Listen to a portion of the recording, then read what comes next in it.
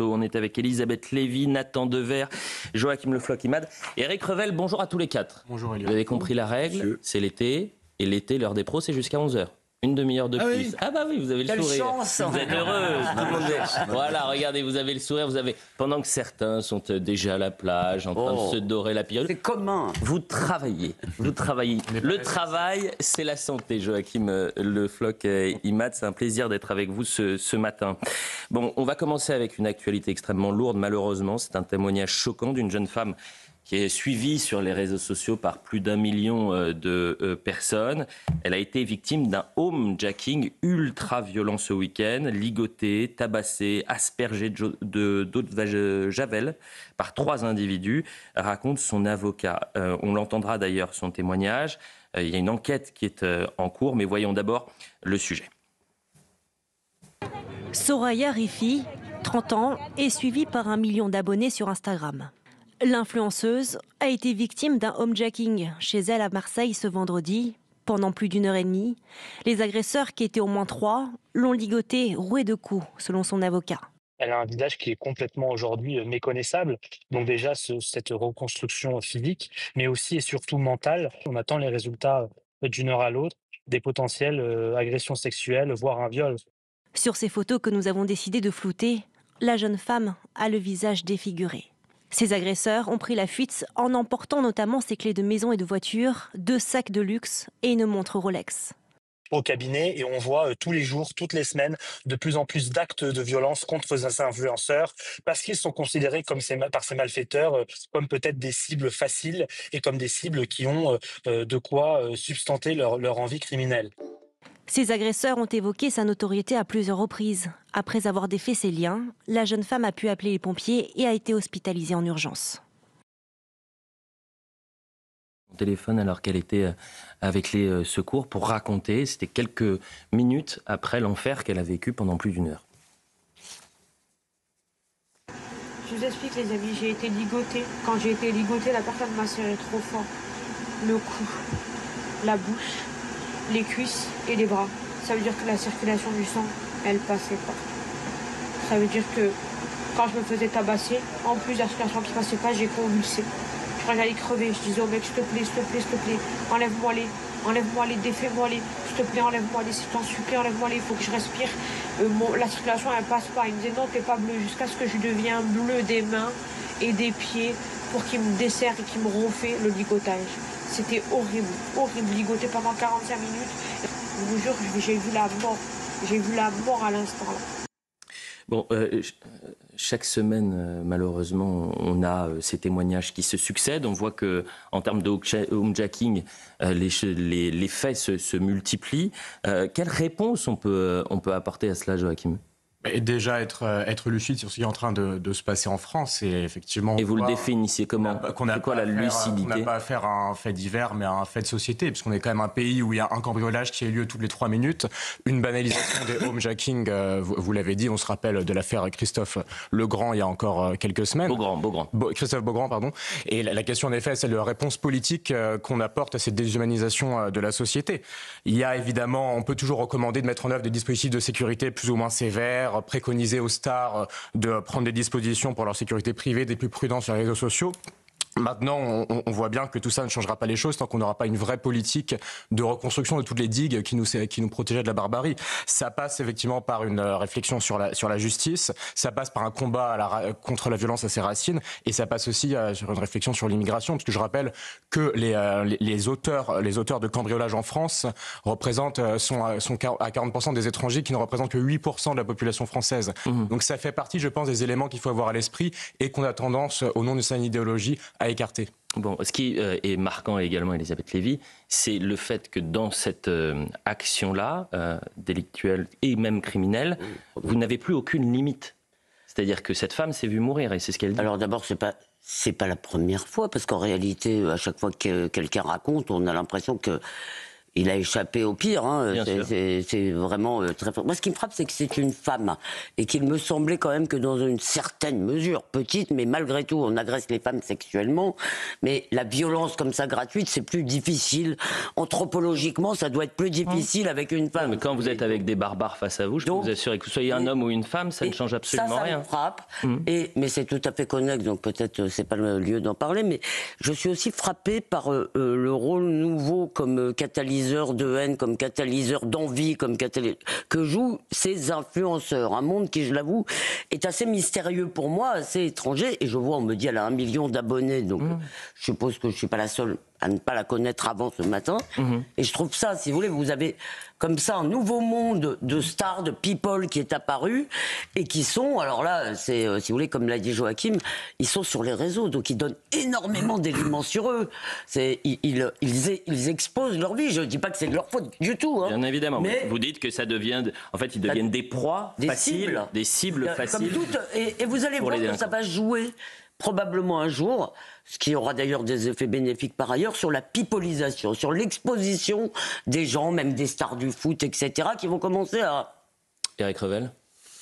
Moi, je trouve que le home shaking est un symbole supplémentaire de la violence dans laquelle la société est en train de basculer, ou à basculer. Parce qu'en réalité, les cambriolages, vous rappeliez un chiffre, ça a toujours existé. L'été, on sait que les cambrioleurs sont plus à l'affût des appartements ou des maisons vides. Mais là, on assiste à une épidémie.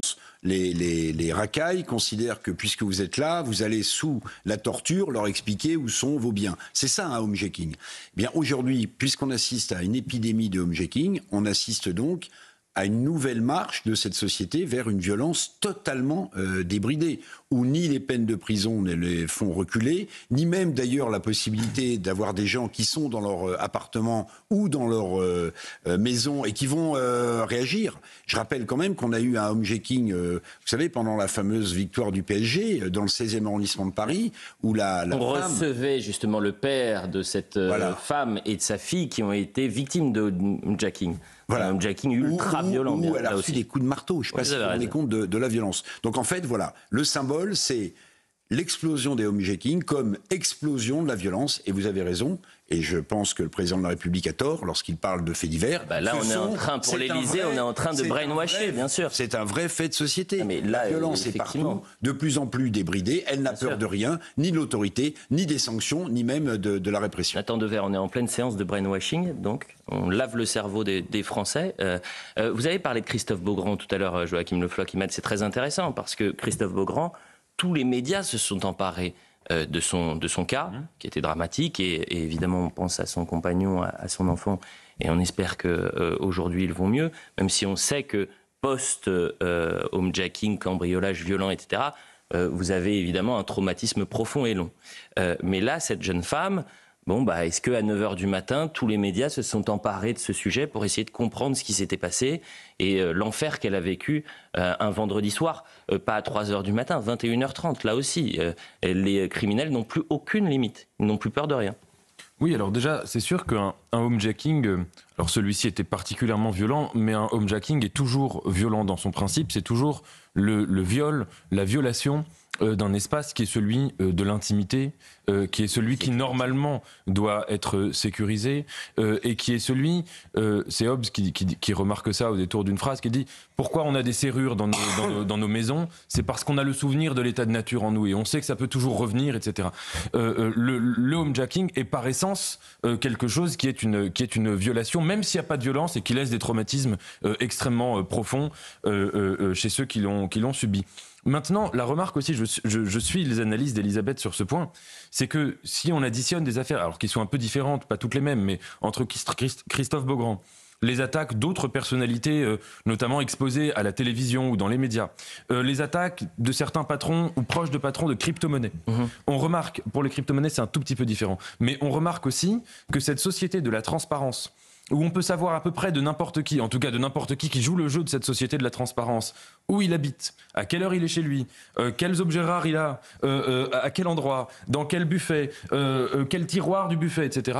Évidemment que ça crée une situation où chacun, sous sa vitrine comme ça, qui est complètement transparente en verre, eh bien ça nous expose et ça nous rend vulnérables. Et ça, il faudrait avoir une réflexion globale. Il ne s'agit évidemment pas de faire de l'inversion accusatoire, hein, c'est pas du tout le sujet, mais de remarquer que les gens sont souvent attaqués par quelque chose qui est très innocent, qui est finalement de raconter sa vie, de montrer sa vie aux autres. Et on en devient des proies, bien sûr. Bon. Mais vous avez utilisé cette expression de serrure sur la porte. C'est intéressant de voir comment notre société a évolué. Vous demandez à nos grands-parents, là on est dans le sud de la France, du côté de Marseille, en Provence, ils vous racontent que quand ils étaient jeunes, les portes étaient ouvertes, que c'était la société du voisinage, que tout le monde se connaissait. Alors certes, il y avait parfois des cambriolages, mais on n'était pas dans cette crainte où vous deviez vous barricader parce que vous aviez la possibilité d'avoir des fous furieux qui arrivent chez vous, que vous soyez un homme ou une femme, ils ne font aucune différence. Et si faut vous frapper, vous violenter, voire vous violer, parce que là, il y a la crainte d'avoir aussi une violence sexuelle contre cette jeune femme. C'est ce que constatait très bien Régis Debray, une société qui se refuse à défendre ses frontières à l'extérieur et condamnée à ériger des murs à l'intérieur. Et une autre chose qui me frappe dans cette histoire, c'est qu'on a affaire cette fois à une femme qui est victime. Christophe Beaugrand appartient à la communauté dite LGBT et on voit bien que la montée de la violence en France s'exerce en particulier contre les personnes les plus vulnérables, les femmes, les minorités, les personnes âgées. Et je suis assez surpris, encore une fois, du silence de la gauche et d'une partie des mouvances associatives qui prétendent représenter ces personnes. Les femmes ne sont pas en soi une catégorie vulnérable, excusez-moi, mais non, mais ni les LGBT d'ailleurs. Donc, si vous voulez, qui peut moins se défendre physiquement quand on est une femme d'une trentaine d'années face à 3 hommes. Si vous m'admettez que j'ai une sorte d'expertise sur le sujet, je n'aime pas qu'on fasse comme ça une espèce de globalité. Non, je voulais apporter une remarque qui va certainement vous énerver, mais qui est une question que je voudrais jeter au débat. Parce qu'Éric, alors d'abord, vous avez raison, ce sont des faits de société à cause de la multiplication et de liens avec d'autres phénomènes qui concernent notre société, comme l'immigration. Mais quand Éric dit la violence est partout, si vous voulez, dans notre société, elle peut surgir effectivement dans des tas d'endroits, mais l'idée, si vous voulez, d'un pays qui a feu et à sang ne correspond pas à la réalité française d'aujourd'hui. Ah bon? J'ai dit la violence est partout. Donnez-moi les safe places, pour reprendre l'expression de Gérald Darmanin et Elisabeth Lévy. Donnez-moi, s'il vous plaît. Pendant de longues années. Oui. Ça, c'était un pays à feu et à sang. Je vous dis pas que la situation n'est pas terrible, que la sécurité n'est pas grave. Je dis, si vous voulez, je pense, j'essaye, il ne faut ni minimiser, si vous voulez, ni décrire. Sinon, pourquoi écoutez, moi j'habite effectivement dans le centre de Paris, je peux vous dire qu'il y a des dizaines de milliers de touristes en ce moment. Ils ne viendraient pas dans un pays à feu et à sang. Donc, c'est un pays dans lequel l'insécurité grandit avec cette violence gratuite, enfin pas gratuite d'ailleurs, non, cette violence terrible, mais je pense que... C'est très intéressant parce que vous savez que la France n'est pas la première destination au monde. Pourquoi la violence est partout? Parce que le trafic de drogue est partout. Voilà, ça c'est incontestable, vous êtes d'accord. Il y a le trafic de drogue qui a envahi aussi nos villes moyennes et nos villages. Il est pourvoyeur de violence par définition. Donc j'ai pas dit que la France était à feu à sang. J'ai dit qu'il y a de l'insécurité partout. Darmanin d'ailleurs l'a dit, on est en sécurité nulle part. Il n'y a plus de la justice. Safe place. Bon, donc je dis, oui, la violence est partout et le homejacking, c'est le symbole de l'accélération de cette violence. Rudy Mana est en direct avec nous. Nous parlons de ces problèmes. Rudy Mana est en direct avec nous. Vous êtes porte-parole d'aujourd'hui de l'Amicale Police Nationale. Vous connaissez très bien Marseille, Rudy Mana. Est-ce que vous avez plus d'informations sur ce qui s'est passé vendredi soir? Donc on est vraiment en plein cœur de Marseille avec ce homejacking. Oui, tout à fait, Elliot. On est dans le 9e arrondissement de Marseille. Ça se passe à 19h30. On n'est pas non plus dans la nuit. Et vous l'avez bien décrit, hein, il y a 3 individus qui pénètrent à l'intérieur de l'appartement de cette influenceuse. Et vous l'avez très bien décrit, des scènes de violence absolue, l'utilisation du javel. Et il faut préciser également que les faits ont duré plus d'1 heure. Donc imaginez, quand ça dure 5 minutes, c'est déjà extrêmement long. Quand les faits durent plus d'1 heure dans la souffrance, dans la violence et dans tout ce qui a pu se passer, imaginez l'état l'état psychologique de cette jeune fille aujourd'hui. D'ailleurs, on a pu le voir à travers le témoignage qu'elle a fait avec vous et à travers les marques qu'elle a sur le visage aussi. Donc effectivement, on n'est plus dans des faits divers, on est vraiment dans des faits de société. C'est pas nouveau que ce genre de faits se produisent en France. C'est encore moins nouveau à Marseille. Je vais pas me voiler la face. Marseille est bien connu pour être une ville extrêmement dangereuse, extrêmement violente. D'ailleurs, il y a un sondage qui est sorti il y a quelques jours où Marseille est la deuxième ville la plus criminogène d'Europe et la première ville est une ville anglaise. Si on considère que l'Angleterre n'est plus en Europe aujourd'hui et sortie d'Europe, Marseille est donc la première ville la plus criminogène d'Europe. Donc on n'est pas surpris par cela. Croyez bien que les services de police, c'est la sous-direction de la police judiciaire de Marseille qui a été saisie. On va faire le maximum du préfet de région qui a impulsé beaucoup de choses en termes de sécurité. Du préfet de région au flicard de base. Je vous assure qu'on va mettre tous les moyens pour interpeller ces individus et après on va les remettre à la justice afin qu'ils soient sanctionnés sévèrement, mais là j'ai pas de doute là-dessus. Mais malheureusement on est obligé de commenter des faits qui sont réguliers en France. Vous parlez de la justice et si ces individus, ces lâches qui se sont attaqués à cette jeune femme sont interpellés, on espère que demain, ils seront durement sanctionnés. Et la question qui peut se poser, c'est est-ce que ces 3 individus qui sont intervenus de manière aussi barbare, ils méritent de revoir la lumière du jour et ne devraient pas passer le restant de leur vie derrière les barreaux? C'est aussi ça la question qu'on doit se poser. Rudy Mana, vous allez nous faire la transition sur le prochain thème, puisqu'on va parler de la police municipale, la France Insoumise, qui entend désarmer la police municipale. Rudy Mana, vous qui êtes sur le terrain, qui vivez cet ensauvagement de la société avec une demande concrète des Français de plus de fermeté et d'avoir des policiers nationaux comme municipaux armés. Quand vous avez entendu Mathilde Panot hier, quelle a été votre réaction ? Je vais peut-être pas vous dire la réaction comme je l'ai ressenti immédiatement, mais franchement, je vous dis la vérité, on est dans des idées de plus en plus loufoques. Tous les jours, j'ai l'impression que les députés LFI nous mettent une cerise sur le gâteau et le gâteau est rempli de cerises avec des idées, pardonnez l'expression, Elliot, mais j'ai pas d'autre mot, des idées à la con qui ne veulent absolument rien dire. Donc aujourd'hui, on est dans un pays où il y a de plus en plus de violence, où il y a de plus en plus de criminels. Et l'idée de Mathilde Panot, s'ils gagnent des villes, s'ils deviennent maires de certaines villes, c'est de désarmer la police municipale. Et même mieux, Elliot, elle a également précisé qu'elle voudrait retirer des caméras de vidéoprotection. Donc, si vous voulez, on est dans le clientélisme absolu. Ils sont rentrés dans une logique idéologique et politique qui est complètement farfelue, qui est complètement loufoque dans la société dans laquelle on vit aujourd'hui. Et quand on est policier de terrain, et moi j'ai vraiment une pensée pour tous les policiers municipaux de France qui sont confrontés à cette délinquance, cette criminalité, et qui voient une élue de la République, et pas n'importe laquelle, parce que c'est quand même la présidente du groupe LFI à l'Assemblée nationale, qui dit, vous savez quoi, si nous on devient maire de la ville de Marseille, par exemple, on va vous retirer les armes et on va lever des caméras de vidéoprotection. Et ils vont peut-être penser que la situation sécuritaire va aller en s'améliorant à Marseille. Bon, la seule chose que je souhaite, c'est que j'espère qu'ils ne seront jamais élus, premièrement, et que personne va s'allier avec eux et tomber dans le panneau, pardonnez-moi les jeux de mots, de ces bêtises absolues qu'ils sont en train de dire. On va en parler dans un instant parce que c'est l'une des déclarations polémiques du week-end de Mathilde Panot, mais restons dans un cas très concret.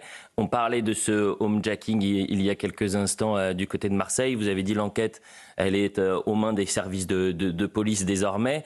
Et vous pouvez peut-être nous dire à quel point la vidéosurveillance dans la ville peut être importante, parce que via la vidéosurveillance, vous allez peut-être avoir accès à des images qui permettent de retracer le parcours de ces lâches et de ces barbares. Oui, tout à fait. Vous savez, quand depuis plusieurs années maintenant sur vos antennes, je dis que la vidéoprotection est importante, c'est pas pour faire plaisir, c'est pas pour me faire plaisir. On n'a rien à gagner là-dedans. Mais si je vous dis que les enquêteurs de police arrivent à élucider au moins une affaire sur deux grâce aux caméras de vidéoprotection, c'est une réalité que l'on vit aujourd'hui sur le terrain. Immédiatement, quand il y a des faits aussi graves, on visionne toutes les caméras de vidéoprotection qui sont dans le quartier. Parfois, ça peut aller très loin et on essaye d'identifier un véhicule qui aurait pu, ou les individus qui ont commis cette atrocité ont pu circuler et peut-être qu'on va identifier des visages, une plaque d'immatriculation ou peut-être un endroit où ils vont rentrer dans Marseille. Donc, en fait, les caméras de vidéoprotection aujourd'hui, elles ne sont pas importantes, elles sont primordiales. Et quand j'entends Mathilde Panot dire qu'elle va en débrancher quelques-unes, peut-être que des fois, il vaudrait mieux qu'ils se débranchent à eux. On va en parler dans un instant, les amis, parce que c'est une déclaration très importante et ça va être l'heure de la grande clarification aussi pour ces municipales. Ceux qui ont tapé dans la main de la France insoumise pour les législatives anticipées, feront-ils de même en cas de second tour, RN, LFI ou encore LR, LFI? Que va faire Raphaël Glucksmann, Olivier Faure? Mais pas que, l'extrême centre. Gabriel Attal va-t-il une nouvelle fois appeler à mettre un bulletin LFI dans l'urne plutôt que RN en cas de second tour? Donc on ira sur la déclaration, vous allez l'entendre dans un instant, de Mathilde Panot. Là, vous voyez, c'est le résultat du second tour des élections législatives 2024 dans la 4e circonscription de la Seine-Maritime. Pourquoi c'est important? Parce que ça devait être une triangulaire avec comme troisième homme le parti Horizon, le parti d'Édouard Philippe. Hier, Édouard Philippe a tweeté après la déclaration de Mathilde Panot en disant « J'espère que au moins les électeurs sont prévenus ». Il n'y a pas que les électeurs qui sont prévenus. Il y a les candidats qui le sont aussi. Et Édouard Philippe a participé à ce qu'il y ait, en quelque sorte, des députés La France Insoumise aujourd'hui à l'Assemblée nationale. Donc là aussi, c'est la question de la tartufferie politique. Et il ne faut pas être dupe de cela.